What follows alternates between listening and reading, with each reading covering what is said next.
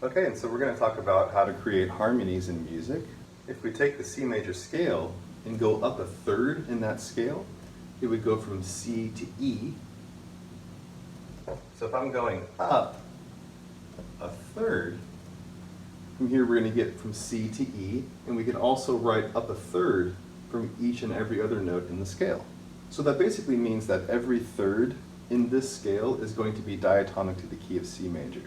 So it's also going to follow along with the harmony chords. So if we think of the one chord being major, well, C to E is a major third, and then the two chords minor, three chords minor, because these are both minor thirds, from D to F, from E to G. Then we have two major thirds right here, just like the 4 and 5 chord.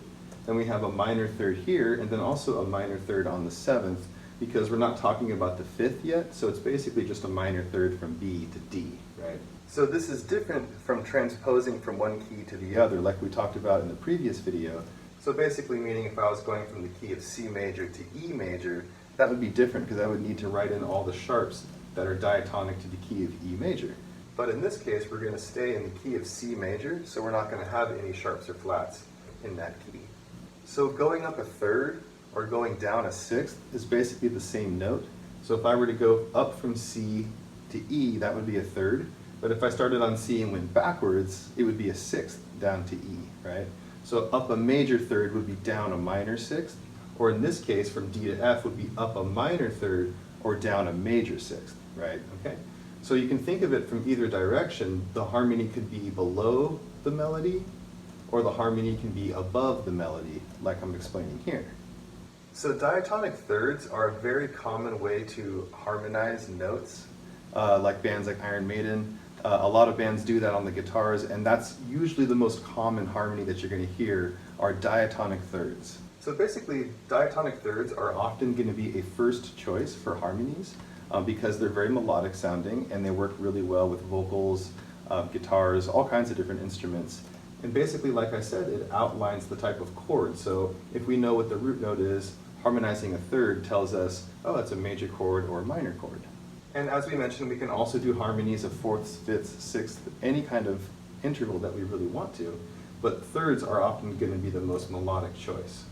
And then just to give another example of a different key signature, if we were in the key of E major, which has 4 sharps in it, F, C, G, and D, in the order of sharps, a quicker way is you can basically just write 3 notes above in the alphabet, so 3 notes above E would be G, E, F, G. So I'd write a G up there, and I would do that for each note, and then go in and write all the sharps that are diatonic to E major. Okay, so now we've written in the alphabet of the notes that are up a third from the note that is below. So the last thing we need to do is just write in the sharps for the key of E major. So we would have F, C, G, and D. So that's a pretty quick way to harmonize a scale or a melody, basically understanding what key that you're in originally. And if I want to stay diatonic to the key of E major, all I have to do is just write thirds above that and then write in the sharps that are diatonic to the key of E major. So that's basically how diatonic harmonies work. We can also do harmonies that are considered like parallel, so meaning they're not in the diatonic key. And those kind of tend to sound more outside, like symmetrical scales in a sense, you know. But for the most part, you can really do anything you want. We usually start from thinking of the most melodic standpoint when it comes to harmonizing, and then from there we can kind of venture out and do more dissonant harmonies and stuff like that.